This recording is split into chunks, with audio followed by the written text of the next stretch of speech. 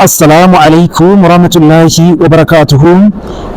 Jalqaba irratti Idil Mubaarak jenneerra qophii keenya erga ji'a Ramadaanaati oduuf odeeffannoo isin biraan gahaa turre. Sababa ji'a Ramadaanaatiif boqonnaa baaneef oduu fi odeeffannoo isin biraan gahaa turre addaan kutuun keenya ni yaadatama. Har'arraa eegallee oduu fi odeeffannoo guyyaa guyyaadhaan kan idilee isin biraan geenyutti kan deebine ta'uu isin beeksifna. Akka fuunee akkam jirtu daawwattootaa fi dhaggeeffattoota toora YouTube chaanaalii Abdii Miidiyaa Neetworkii akkasumas toora pilaatfoormii TikTokii fi Facebook Telegiraamii nu hordofaa jirtan. Amma jalqaba irratti hangafoota oduutiin eegallaa nu wajjin tura. Jalqaba irratti hangafoota oduu. Somaalilaandii yaada mootummaa Somaaliyaa buufata waraanaa Barbaratti argamuuf buufata doonii Ameerikaa qofatti akka to'attuuf dhiyeessaa kufaa taasifte. Itoophiyaatti baatii gurraandhalaa keessa namoota 1,200 ol dhibee gifiraan qabamuu ibsame. Sababa Firankoo vaaluutaan haqameef konkolaattonni fe'umsaa 440 buufata gogaa Samaraatti ji'a lamaaf dhaabbachuuf dirqaman. Itoophiyaa fi Imireetota Arabaa gamtoomanii qorannoo yakkaa irratti tumsaan hojjechuuf mari'atan. Daawwattootaa fi dhaggeeffattoota toora YouTube chaanaalii fi pilaatfoormiiwwan sooshaal miidiyaa garaagaraa irraan hordofaa jirtan hundi keessanuu nageenyi rabbii bakka jirtanitti isin haa qaqqabu jechaati. Babal'ina oduu guyyaa irraatiif qabannetti ceenaa nu wajjin tura. Somaaliyaan bakka murteessaa USF kennuuf dhiyeessuun yaada abdii kutannaati jettee Somaalilaandiin.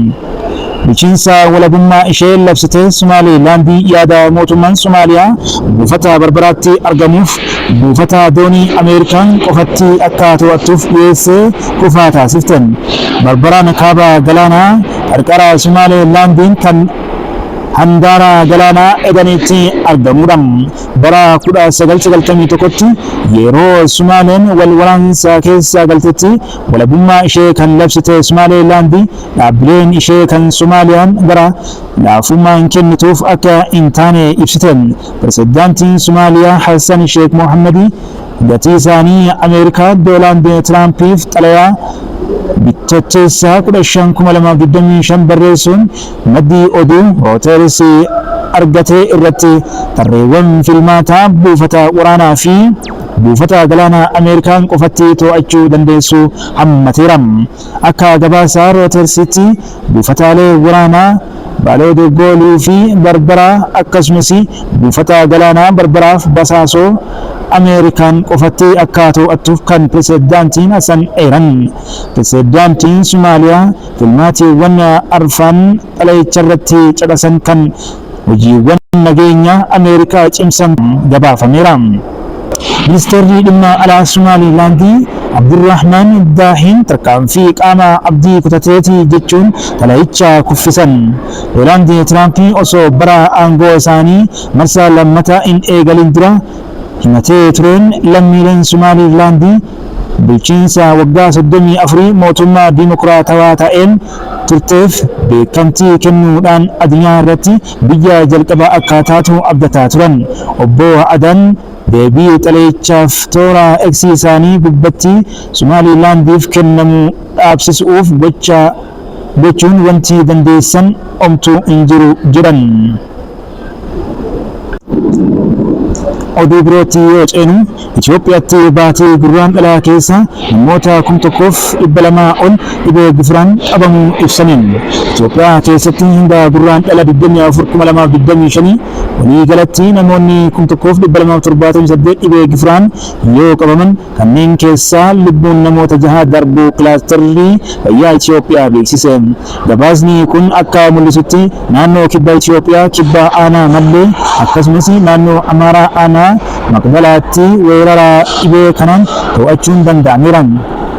Haa ta'u malee naannoo Sidaamaa aanaa Ciroomee fi magaalaa Daawee akkasumas naannoo Oromiyaa aanaa Daallee Waabiraatti weerarri haaraan mul'ateera. Gabaasni kilaasterri fayyaa Itoophiyaa baase kun itti dabaluudhaan weerarri gifiraa guutuu biyyattii keessaa aanaalee 26 keessatti bal'inaan akka jiru ibseera. sababa Firankoo Vaaluutaan haqameef konkolaattonni fe'umsaa 140 buufata gogaa Samaraatti ji'a lamaaf dhaabbachuuf dirqaman. Konkolaattonni fe'umsaa nyaataa fi meeshaalee biroo fe'an 140 naannoo Afar buufata gogaa Samaraatti ji'a lamaaf dhaabbachuuf dirqamuu isaanii konkolaachiftonni himan. Meeshaaleen fe'iinsaas miidhamaa akka jiran beeksaniiru.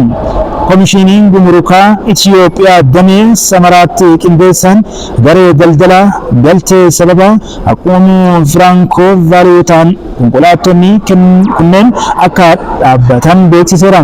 Konkolaachiftonni kunneen abbootii qabeenyaa biyya alaa galchan bilbilaan qunnamuuf yaalanis deebii akka hin kennamneef himaniiru. Haaluma wal fakkaatuun tiraanzisteeronni deebii eegaa jiru qofa akka isaaniif kennan eeraniiru. Oduu xumuraatiin Itoophiyaa fi Emireetonni Arabaa gamtoomanii qorannoo yakkaa irratti tumsan hojjechuuf mari'atan.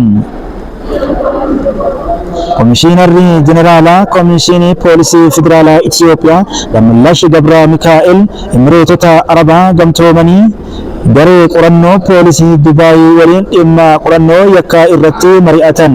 Komishinarri Jeneraalaa Dammallaash Gabra Mikaa'el shakkamtoota Dubaayitti yakka hojjechuun Itoophiyaa dhokatan to'annoo jala oolchuun qorannoon gaggeeffamaa jiraachuu ibsanii hoogganaa garee qorannoo poolisii Dubaayii Leetinaal Koloneel Abdallaa Muhammadi gama isaaniin hojii qorannoo yakkaa waloo fuulduratti hojjetamaniif hooggantoota qorannoo yakkaa Itoophiyaa gara Dubaayii deeman simachuuf qophii ta'uu kaasan. Yeroo itti aanutti shakkamtoota biyyoota lameenii barbaadaman dabarsanii kennuun seeraan gaafachuuf garee qorannoo yakkaa hundeessuun tumsaan haala hojjechuu danda'an irratti mari'achuu isaanii ragaan poolisii federaalaa irraa argame ni mul'isa.